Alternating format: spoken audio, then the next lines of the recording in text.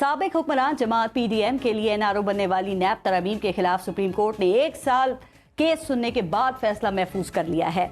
यही वो तरमीम थी जिनके बाद खूनखार नैब के सारे दांत निकाले ही नहीं बल्कि तोड़ दिए गए। यही वो नैब तरमीम थी जिनके बाद 50 करोड़ की करप्शन के दर्जे से ही नीचे गिर गई। यही वो नैब की तरमीम थी जिनके बाद मुल्जिम इल्जामात से पाक हो गए, मुअत्तबर हो गए और फर्द जुर्म का सामना करने वाले हुक्मरान बन गए। इन्हीं नैब तरमीम के खिलाफ सुप्रीम कोर्ट के चीफ जस्टिस उमर अता बंदियाल ने फैसला महफूज करते हुए कहा कि वो इस केस का बहुत जल्द शॉर्ट और स्वीट फैसला सुनाएंगे। तो ये फैसला शॉर्ट तो हो सकता है लेकिन स्वीट होना शायद मुमकिन ना हो। जो लोग नैब तरमीम से फायदा उठा चुके उनके लिए तो ये फैसला स्वीट नहीं बल्कि कड़वा ही होगा ना। चीफ जस्टिस ने अपने दौर में जितने भी अहम फैसले दिए वो एक फरीक के लिए स्वीट जबकि दूसरे के लिए कड़वे ही साबित हुए। कासिम सूरी की रूलिंग के खिलाफ चीफ जस्टिस ने फैसला दिया तो ये फैसला PDM के लिए स्वीट जबकि उस वक्त की हुक्मरान जमात PTI के लिए इंतहाई कड़वा फैसला साबित हुआ। इस फैसले के नतीजे में मुल्क में हुकूमत बदल गई और पाकिस्तान की तारीख में पहली बार अदम एतमाद कामयाब और इसके नतीजे में एक वजीर आजम को सीधा घर भेजा गया और मुल्क में इस सियासी बहरान ने जन्म लिया कि अल्लाह की पनाह।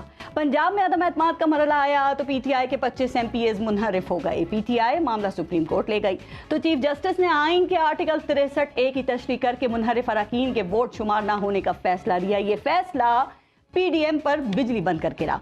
उनके लिए यह फैसला इंतहाई कड़वा जबकि PTI के लिए यह फैसला स्वीट साबित हुआ। इस फैसले के नतीजे में हमजा शहबाज की हुकूमत चली गई और इस वक्त एक जेल से दूसरी जेल और एक के बाद एक मुकदमे में गिरफ्तारी और रिहाई पाने वाले चौधरी परवेज इलाही पंजाब के वजीर आला बन गए।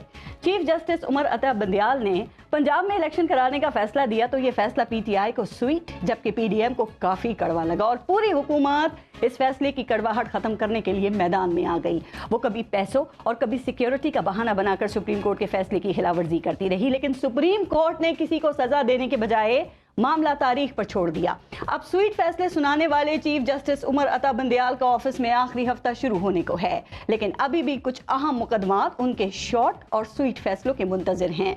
मिलिट्री कोर्ट में सिविलियन के ट्रायल का केस उनके स्वीट फैसले का मुंतजर है। Supreme court practice and procedure case भी उनके स्वीट फैसले का मुंतजर है। ऑडियो लीक्स पर कमीशन के खिलाफ दिया गया स्टे भी उनके स्वीट फैसले का इंतजार कर रहा है। क्या फिर चीफ जस्टिस तमाम अहम केसेस के फैसले करके ही जाएंगे या ये केसेस आगे मुंतकिल हो जाएंगे? बहरहाल अब सदर की मुद्दत खत्म होने में सिर्फ 2 घंटे बाकी रह गए हैं लेकिन जनाब यहाँ इज्जत से ओहदा छोड़ने और रिटायर होने का रिवाज ही नहीं है। इसलिए खबरें तो यही हैं कि सदर साहब भी आइन में दी गई सहूलत का फायदा उठाकर सदारत का ओहदा इंजॉय करते रहेंगे। अब मजीद इस मुल्क का सदर रहना उनकी ख्वाहिश है, मजबूरी है, लालच है या फिर किसी कॉम्प्रोमाइज का नतीजा है?